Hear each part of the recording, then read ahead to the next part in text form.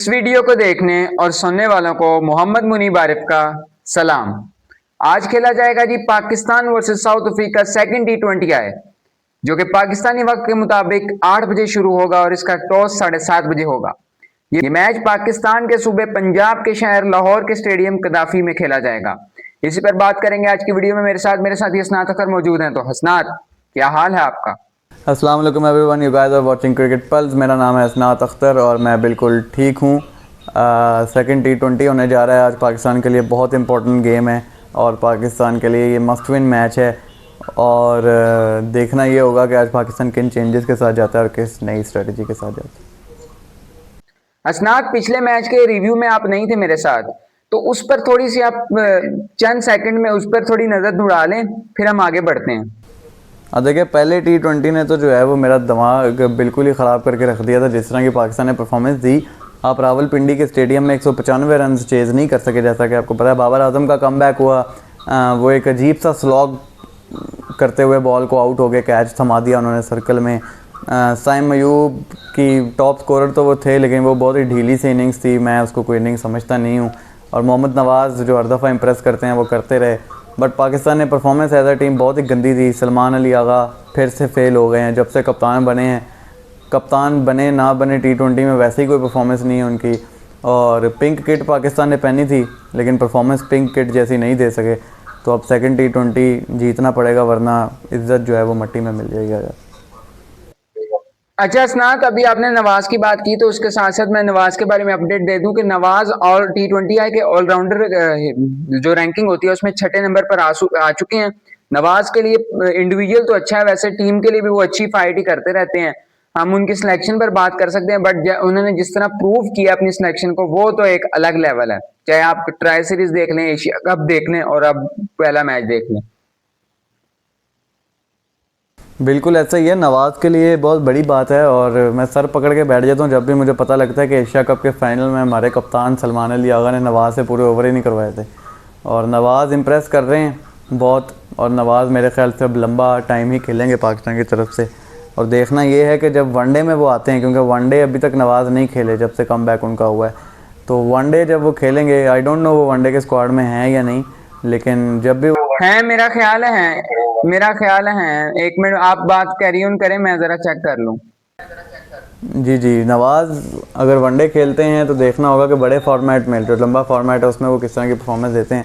T20 में तो उन्होंने कमाल कर दिया यार। मतलब एक ज़माने में नवाज़ को कहा जाता था, ट्रोल किया जाता था, कि बाबर ने उसको जब कहा था कि तू मेरा मैच विनर है, इसके ऊपर उनको ट्रोल किया जाता था। हमने भी बहुत ट्रोल किया, लेकिन नवाज़ ने उसके बाद सारे ट्रोल्स को गलत प्रूव किया। और नवाज़ ने बेसिकली इंडिकेशन ये थी कि नवाज़ को सही तरीके से यूज़ किया नहीं जाता था।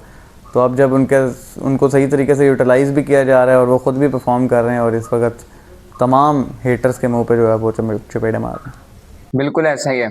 अच्छा हसनात, मैं ये साथ साथ सर्च कर रहा हूँ, लेकिन एक बात मैं आपको साथ कर लूँ कि यार बाबर आजम पर हम तनकीद करेंगे। मैंने पहले मैच के रिव्यू में भी ये बात की है कि मैं बाबर आजम पर दूसरे मैच के बाद तनकीद करूंगा, लेकिन यहाँ एक मैंने सवाल जो मैं गर्दिश में चल रहा है या मेरे ज़हन में भी आया, वो ये है कि बाबर आजम को इस तरह की गलत शॉट, आपने शॉट देखी है कभी? आपने बाबर आजम के कैरियर में ऐसी शॉट देखी है? पहले तो बताएं मुझे। तो बाबर आजम को क्या मजबूर किया जा रहा है इस तरह की क्रिकेट खेलने के लिए? हालांकि मॉडर्न डे क्रिकेट इसी तरह की तेज है, लेकिन जिस तरह की हमारी टीम है, बाबर आजम की नेचुरल गेम अगर चलेगी, उसको उसकी नेचुरल गेम खेलने दी जाएगी, तो ही ज्यादा बेहतर होगा।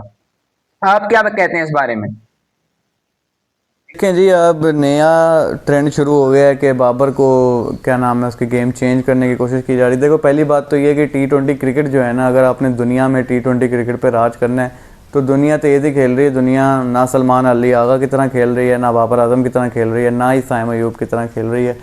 उन्होंने पावर प्ले में 70 स्कोर मारा अभी साउथ अफ्रीका ने, और आपने पावर प्ले में पता नहीं कोई 35 स्कोर किया था या पता नहीं 36 स्कोर किया था। बड़ा एहसान किया आपने इतना स्कोर करके। बाबर आजम की रही बात, तो बाबर की गेम पावर हिटिंग है ही नहीं, कभी भी नहीं है। वो चैम्पियंस ट्रॉफी 2017 का फाइनल मुझे याद आ जाता है कि जब बाबर आया था और फ़खर वगैरह छक्का छुक्के मार के, फ़खर या अज़हर अली में से कोई एक आउट हुआ था, तो मैं छोटा सा ही था, तो मैंने कहा था ये क्यों आगे तो छक्के नहीं मारता, क्योंकि हमें तो बचपन में यही बताया गया ना कि छक्के मारना ही सब कुछ होता है। तो वो छक्के मारता ही नहीं है, शुरू से ही वो बड़े शॉट्स मारने वाली एबिलिटी उसके अंदर इतनी है नहीं। तो बाबर ने जो शॉट मारी वो भी गलत ही थी। आप अभी आए हो क्रीज पे, दूसरी बॉल पे इस तरह की शॉट अटैम्प्ट करना भी ठीक नहीं है। लेकिन बाबर को अगर आप उसकी नेचुरल गेम ख़राब हो जाएगी सारी की सारी, और अगर वो हिटिंग पे लग गया तो इससे सबसे ज़्यादा नुकसान होगा ओडीआई में और टेस्ट में, क्योंकि ओडीआई और टेस्ट में वो हमारा सबसे बड़ा बैट्समैन है। और टी20 में मुफ्ते में उसको एडजस्ट करना है। अगर आपने गेम चेंज ही करनी है तो आप टी20 में उसको कंसीडर ही ना करो ना फिर, या अगर आपने कंसीडर करना है तो फिर ऑब्वियसली फिर वो जो सिंगल डबल्स करता है वही उसी तरीके से खेलेगा। वो रिजवान डॉट बॉल खेलता है, बाबर इतनी डॉट बॉल नहीं खेलता। वो एक ही इनिंग है सिर्फ यूएसए वाली, वरना वो सिंगल डबल्स करता रहता है। तो अगर आपने उसको टी20 खिलाने हैं तो आप उसको नेचुरल गेम खेलने को कहें, और अगर आपने तेज़ ही खिलवाना है उससे तो इससे बेहतर यही है कि आप बाबर से मूव ऑन करें, फिर किसी और को रखें और टी20 जिस तरह ऑस्ट्रेलिया खेलता है, जिस तरह इंग्लैंड खेलता है उनकी तरह खेलें। लेकिन वो खेलने के लिए यकदम तो प्लेयर अपनी गेम नहीं चेंज करता ना, फिर उसको आप प्रैक्टिस सेशन में भेजें, कैंप लगाएं, वहाँ पे उससे ट्रेनिंग करवाएं और उसको क्या नाम है डोमेस्टिक वगैरह खिलाएं, तो वहाँ से वो हिटिंग इंप्रूव करेगा कि डायरेक्ट पाकिस्तान टीम में आपने एक्सपेरिमेंट करना है कि जाके। अच्छा सर, आपने मॉडर्न डे की बात की तो हमने ये 2025 के स्टार्ट से अभी तक तो मॉडर्न डे के नाम पे चूरा नहीं बेचा है ना। तो अगर ये हमारी मॉडर्न डे क्रिकेट है, इससे पहले तो वो बाबर और रिजवान वाली क्रिकेट ज्यादा बेहतर नहीं थी बता? देखिए, इनको मॉडर्न डे का मतलब ही नहीं पता। इनको लगता है कि मॉडर्न डे क्रिकेट में ना आपने सिर्फ लप्पे घुमाने होते हैं, जो जिसे कहते हैं स्लॉगिंग। और स्लॉगिंग होती है आखिर के ओवर में, जब आपको पता हो कि यार ओवर तो ख़त्म होने वाले हैं, हमें हिटिंग ही करनी है और हमें रन ही बनाने हैं, वो स्लॉगिंग होती है। जो मॉडर्न डे क्रिकेट है ना, वो आप ट्रेविस हेड को देखें कभी कि वो किस तरह से गैप्स निकालता है, कट्स मारता है, सर्कल के ऊपर से बॉल निकालता है पावर प्ले के अंदर। जो हमारे वाले करते हैं वो तो आगे लपे मारते हैं, वो नीचे से फिनिशर का काम होता है वो करना जो हमारे वाले करते हैं। तो इनको तो मॉडर्न डे क्रिकेट का पता ही नहीं है कि वो है क्या। बेसिकली वो एक ट्रोल बन चुका है, पाकिस्तान की आवाम और बाकी लोग भी इस तरह कह के ट्रोल ही करते हैं modern day cricket. But modern day cricket खेलने का भी एक तरीका होता है, जिस तरह से इंडिया खेलता है, जिस तरह से ऑस्ट्रेलिया खेलता है, ठीक है, वो उनके शॉट्स हैं। और पाकिस्तान क्या करता है, पाकिस्तान स्लॉगिंग करता है सिर्फ मॉडर्न डे के नाम पे। एक आधा है हमारे पास जो अच्छी शॉट मार लेता है, उनके भी आजकल शॉट्स चल नहीं रही। साइम अयूब की मैं बात कर रहा हूँ। और कभी कभी ऐसी फील आती है कि 2021-22 में जब बाबर रिजवान दोनों थे, हफीज़ थे, शोएब मलिक थे, फिर आपके पास शाहीन अफरीदी, हारिस रऊफ़, तो कभी कभी ऐसी फील आती है कि वही टीम बेहतर थी। लेकिन अभी इस टीम से हम थोड़ी बहुत उम्मीद और लगाएंगे। मेरी तो उम्मीदें ख़त्म ही हो चुकी हैं। और उस दिन मुझे हारने का दुख भी नहीं हुआ, मैं था नहीं रिव्यू में क्योंकि मुझे नींद बड़ी आ रही थी, तो मुझे जो है दुख भी नहीं हुआ हारने का, क्योंकि इतना दुख हो चुका है कि अब हारें भी तो इतना फील नहीं होता कि हम मैच हारें। अच्छा स्नात, हम वक्तन फवक्तन सब पर ही तकरीबन तनकीद करते रहते हैं या सबको हाईलाइट करते रहते हैं, बात करते रहते हैं। हसन नवाज एक ऐसा प्लेयर है जिस पर हम भी कुछ खास बात नहीं करते। हसन नवाज एक नेचुरल टैलेंट मुझे लगता है कि वो एक अच्छा प्लेयर है। हमने उसको कहां से कहां एडजस्ट करते करते उसकी गेम जाया कर दी है। आपने हसन नवाज का बेड़ा गर्क कर दिया। पिछले मैच में देखें, आपने उसको 6ठे नंबर पे भेज दिया कि जाओ और जाके हिटें। बाय द वे एक स्टैट है मेरे पास कि 4 नंबर के ऊपर हसन नवाज नंबर 4 पे, मतलब 2 डाउन, 44 की एवरेज है और 180 का स्ट्राइक रेट है। और जिस नंबर पे उन्होंने इनको परसों भेजा, या जब भी मैच हुआ पहला मैच जब इन्होंने भेजा, वो 6ठा नंबर है और उसमें उसकी 17 की एवरेज है और मेरा ख्याल 140 समथिंग का स्ट्राइक रेट है। स्ट्राइक रेट तो उसके लिए बड़ी बात नहीं है, वो तो तेज़ खेलने वाला प्लेयर है।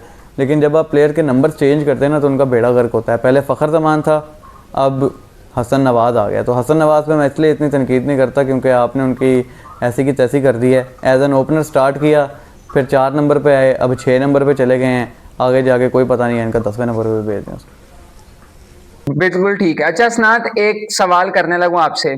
उस्मान खान 2 किरदार अपना यार क्या कहते हैं उसे, निभा रहे हैं, ठीक है। तो 2 किरदार जब वो निभा रहे हैं, एक as a batsman, as a wicket keeper, आप उसको एज अ बैट्समैन सेलेक्ट करेंगे कि as a wicket keeper select करेंगे? करना तो मजबूरी है। मैं सेलेक्ट ही नहीं करूँगा अगर मेरे पास मौका है तो, लेकिन अगर सेलेक्ट करना ही करना है तो मैं एज अ विकेट कीपर ही करूँगा, क्योंकि कीपिंग उसने बेहतर ही की है। मोहम्मद हारिस से तो बेहतर ही कीपिंग कर रहे थे। 1-2 रनआउट्स भी उन्होंने किए, एक स्टंप बड़ा ज़बरदस्त किया जो नवाज ने वाइड बॉल फेंकी, डिजोर्जी को ट्रैप किया उन्होंने। और डिजोर्जी से मुझे याद आता है कि भाई साहब उसकी 19 की एवरेज थी और 118 का स्ट्राइक रेट था और उससे भी आपने छक्के खाए माशाल्लाह। लेकिन खैर उस्मान खान की बात हो रही है तो मैं तो उसको एज अ विकेट कीपर ही सिलेक्ट करूँगा, क्योंकि बैटिंग तो उसकी देखना है। अच्छा स्नात, ऑनेस्टली आपको क्या लगता है आज कौन जीतने जा रहा है? क्योंकि गूगल जो बता रहा है ना विन प्रोबेबिलिटी, वो पाकिस्तान को 55% बता रहा है और साउथ अफ्रीका को 45% बता रहा है। लेकिन चाहे साउथ अफ्रीका की बी टीम है, मैच जीतने के बाद साउथ अफ्रीका का मेरे ख्याल में पलड़ा तो भारी होने वाला है। और गूगल कुछ भी बोलता रहता है भाई साहब, गूगल पे यकीन नहीं करें। साउथ अफ्रीका की देखें, साउथ अफ्रीका की टीम में बंदे मौजूद नहीं हैं। उनका जो मेन कैप्टन है एडन मार्करम, वो मौजूद नहीं है। डोनोवन फरेरा उनका कैप्टन है, जिसको अभी जुमा 8 दिन हुए हैं T20 इंटरनेशनल डेब्यू किए हुए। मिलर नहीं है, क्वेटजी नहीं है, रबाडा नहीं है, महाराज नहीं है, शमसी नहीं है। मतलब ये वीडियो और लंबी हो जाएगी अगर मैंने लिस्ट बनाना। एक 11 बन सकती है पूरी उनके मेन प्लेयर्स की जो नहीं खेल रहे। तो अफ्रीका का पलड़ा बेशक भारी है, बट ऐसा एक मुझे फील आ रही है कि 1-1 से सीरीज़ बराबर होगी। क्योंकि अगर पाकिस्तान 2-0 से पहले ही सीरीज़ हार गया अपने घर पे, वो भी, तो पाकिस्तान की बहुत जलालत होगी और वो हज़म भी नहीं होगी मेरे से ज़्यादा। अच्छा सनात, ये जब मैं सवाल करने लगा आपने सिर्फ एक वर्ड में या 1-2 लाइन में इसका जवाब देना है, तफसीलन इसका जवाब हम नेक्स्ट वीडियो में देंगे। क्या फ्यूचर है सॉरी क्या कहते हैं अपने कप्तान सलमान अली आगा का, क्या फ्यूचर है? सलमान अली आगा का फ्यूचर देखें, फ्यूचर तो अभी उनका बिल्कुल भी अच्छा लग नहीं रहा। करंटली जो उनकी गेम है, मुझे तो लगता है उनकी T20 में जगह ही नहीं बनती। और आपके वो कप्तान है माशाल्लाह। पहले मैं ये नहीं कहता था क्योंकि था कि नए नए कप्तान हैं तो चलो मार्जिन दे देते हैं, लेकिन अब ये कहने पे मैं मजबूर हो गया हूँ। क्योंकि जिस तरीके से वो पिछले मैच में LBW हुए हैं ना, वो एम्बेरसिंग था। अगर कोई भी लड़का खेल रहा हो हमारी टीम में से, जो हमारी अपनी टीम है टेप बॉल की, वो भी उस बॉल को बेहतर खेलेगा, LBW नहीं होगा। बिल्कुल ऐसे ही है। हसनात, उम्मीद आज पाकिस्तान जीतेगा? उम्मीद तो है। सही है। तो अभी तक मुनीब आरिफ और हसनात अख्तर को दें इजाजत, मिलते हैं आपके साथ रिव्यू में। फी अमान अल्लाह।